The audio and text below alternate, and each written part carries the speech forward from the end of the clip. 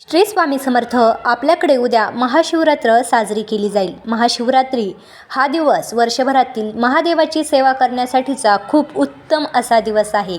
या दिवशी माता पार्वती आणि शिवभगवंताचा विवाह झाला होता. याच दिवशी भगवान शंकराने पृथ्वीवरती अग्निरूपाने जन्म घेतला होता आणि याच दिवशी भगवान शिव आणि पार्वती यांचं विवाह देखील झाला होता. तर हा दिवस खूप महत्त्वाचा आहे. या दिवशी जर महादेवाची सेवा केली तर आपल्या सर्व इच्छित मनोरथ पूर्ण होत असतात.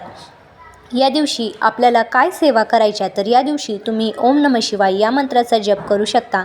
त्याचबरोबर तुम्ही शक्य असल्यास शिवलीलामृतसुद्धा वाचू शकता.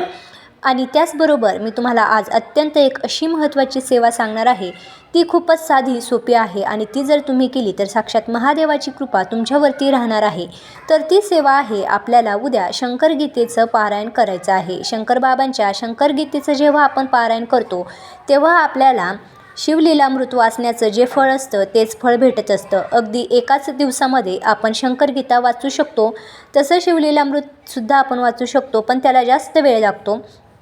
तर आपण त्याऐवजी उद्या शंकरगीतेचं नक्कीच पठण करू शकतो. आपल्याला सर्वांना माहीत आहे की शंकरगीता वाचण्यासाठी सोमवार किंवा गुरुवार लागतो. पण आपण जेव्हा एखाद्या शुभ कामाच्या वेळी जेव्हा आपण शंकरगीतं वाचतो तेव्हा ती चालते. तर उद्या आहे महाशिवरात्र आणि महादेवाचाच वार. तर उद्या शंकरगीता वाचल्याने आपले सर्व मनोरथ पूर्ण होतील.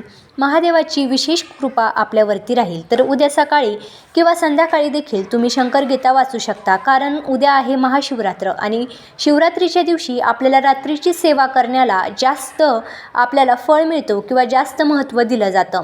म्हणूनच उद्या शंकरगीतेचं पारायण तुम्ही दिवसभरात करा किंवा रात्री उशिरापर्यंतसुद्धा तुम्ही शंकरगीतेचं पारायण नक्कीच करू शकता. फक्त आपल्याला उद्या शंकर महाराजांना, महादेवांना आणि आपण सर्वच उद्या शिवरात्रीचा उपवास करत असतो. तर आपल्याला जे काही आपण उपवासाचे पदार्थ बनवणार आहोत तेच पदार्थ आपल्याला शंकरगीतेच्या पारायणाच्या वेळी नैवेद्यासाठी ठेवायचे आहे. अगदी साधा आणि सोपा नियम आहे. बाकी पूजा मांडणी आपल्याला करायची आहे. ती पूजा मांडणी मी व्हिडिओमध्ये सांगितली आहे. त्या व्हिडिओची लिंक मी खाली डिस्क्रिप्शनमध्ये देते. तशी तुम्ही पूजा मांडणी करून घ्या. नंतर तुम्ही दिवसभरामध्ये कधीही शंकरगीतेचं पारायण करू शकता. आणि शंकरगीतेचं पारायण हे एका बैठकीमध्ये सुद्धा होऊ शकतं. अगदी 5 ते 6 तासांमध्ये शंकरगीतेचं पारायण होऊन जातं. किंवा तुम्हाला जर दिवसभरामध्ये थोडं थोडं करून जरी शंकरगीता वाचायची झाली तरीही तुम्ही ती वाचू शकता. तर ही सेवा अत्यंत साधी आणि सोपी आहे आणि उत्तम फळ देणारे आहे. शंकर महाराजांची उच्च कोटीची सेवा ही आहे आणि शंकर महाराज हे साक्षात महादेवाचे अवतार आहेत. म्हणून ही सेवा जर उद्या केली तर आपल्याला साक्षात महादेवाची कृपा होणार आहे. तर म्हणूनच आपल्याला उद्या शंकरगीतेचं पारायण न चुकता करायचं आहे. त्याचबरोबर जर तुमच्याकडे जवळच मठ असेल, केंद्र असेल, तिथं जाऊन तुम्ही महाराजांचं दर्शन घेऊ शकता किंवा उद्या शिवमंदिरामध्ये जाऊन तुम्ही महादेवाच्या पिंडीवरती अभिषेक करू शकता, महादेवाचं दर्शन करू शकता.